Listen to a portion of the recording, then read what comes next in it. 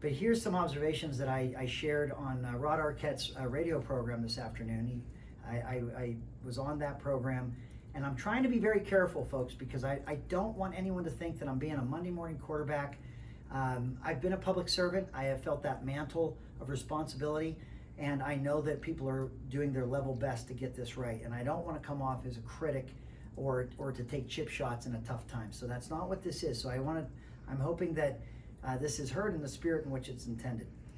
But I'm just going to tell you from my eye and what I'm looking at, here is the greatest challenge that I see that I don't hear enough, just listening as you all are about how we're going to move forward in this surreal moment in our nation's history. We've had a time, because we have a virus that the world has never seen before. There's no one's body has any antibodies to protect us against this virus. It's brand new. And it is spreading at a rate, and it is contagious to a rate that we've not seen before. So the exponential rate of infection is so high. That is why we've been asked to self-quarantine ourselves or to separate ourselves from these large groups of people.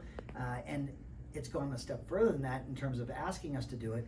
We have now seen broad shutdown, a broad shutdown of our economy and of businesses, particularly restaurants, but then hotels, service industries. Anywhere where people are congregating by our federal government and also our state government, those operations have been shut down. I think that it is wise, if we have a virus that is so highly contagious, that we do take this time to separate it, because there's a period in which we could get this virus where we could spread it to other people and not know it before we start to feel symptoms. And we also know that those that are older and those that are medically frail are most vulnerable to its worst consequences: hospitalization, ICU units, ventilators, and in even some rare cases, even death. And so that is a reality, and it's one I don't think we've ever seen to the degree that we're seeing it around the world. So I subscribe to an idea that we're going to try and slow it down a little bit, give up some creature comforts, make sure we know who may have it so they can get treatment.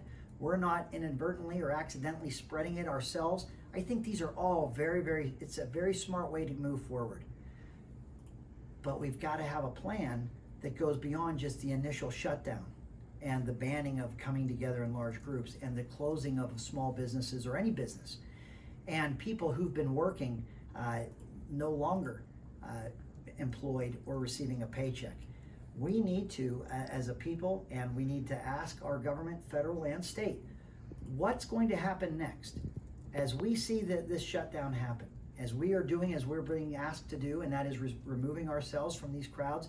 We are watching right outside our windows. We're watching these small businesses and these businesses close their doors because they've been told to, and they don't have any income coming in. There is not a business pro forma out there that can make overhead, cover its overhead, make its payroll, that doesn't have a single person coming through the front door. If commerce cannot occur, then what? And that is the part that's worrying me right now, because I think we've all listened to the best of our ability to make sure that we're doing and being safe in our practices and kind of this social distancing. But this is what I know. This plan cannot be borne on the backs of the working people of our state or country, or the businesses, and particularly the small businesses that need their income. It cannot be asked; they cannot bear the brunt of this crisis or of this quarantine. They cannot afford it. So what happens when people do as they're told and the paycheck doesn't arrive? If businesses are unable to make their payroll and they have to lay people off, or they are afraid they're going to lose their business. My concern is we've seen some really big efforts federally to inject liquidity into the market, find ways to help people. But here's what you can't do, at least I don't think you can do. You can't, as a state, take the hand of government and end our economy, or say no longer we're under a state of emergency, there's no longer going to be restaurants open, we're going to end large meetings.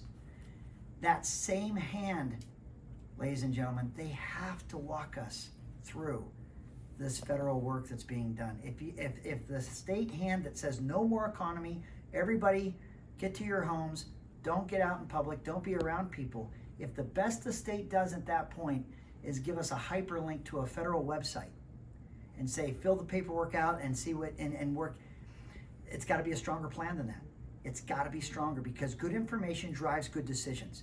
And if you don't have this plan that we're all doing our level best to adhere to, if we don't have how the work that's being done and the bills being passed in Congress in Washington, D.C., how that actually arrives to the people that have been working every day but now are not able to, and to the businesses that are closed and aren't sure how they're supposed to make payments or how they're supposed to cover overhead or if they're supposed to fire employees or not.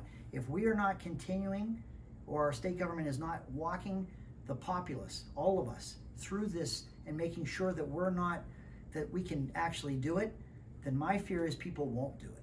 My fear is that people say, look, I got to have resources and dollars to buy food. I can't lose my business. We are dealing with an invisible virus where we're trying to keep our intensive care unit beds open and our respirators available, and we don't want to overwhelm our healthcare. But if this gets to the point where it's, I have to survive, I have to have resources, I have to have household income, or we have to preserve and protect our healthcare infrastructure, people are going to decide to work and to take care of and take care of themselves. They're going to go back to work. They're going to open up their doors again. That could become the potential. That could be that we're not, as a populace, listening to the instructions of staying separated. That will not be a good situation for anybody. So my call is to my former colleagues and to those, how can I help? How can we get the word out? What is that good information to drive good decisions? Because what I see, again, as a small business owner and as a family man and as a former public servant and a candidate having a conversation tonight, how is this going to work? How is this, what is the plan? How are we going to be able to do it? So I don't think it's an economic conversation one day and a health and public safety conversation another day. They are intertwined. And I think that's what we're going to have to demand more and really talk amongst ourselves and help convey that information. That's a lot to say, and I think I said it shorter on Rod Arquette's show, but I am concerned about that. And so I'm not being critical of those that are in the event and working on this, but we're all going to have to work harder to figure out how this plan works beyond the first few days. I also don't think it's going to be 14 days. I really think this goes a lot longer. I know that's what we're aiming at. I know that's where the conversation has been, but I think we have to be prepared for a season that's longer than 14 days.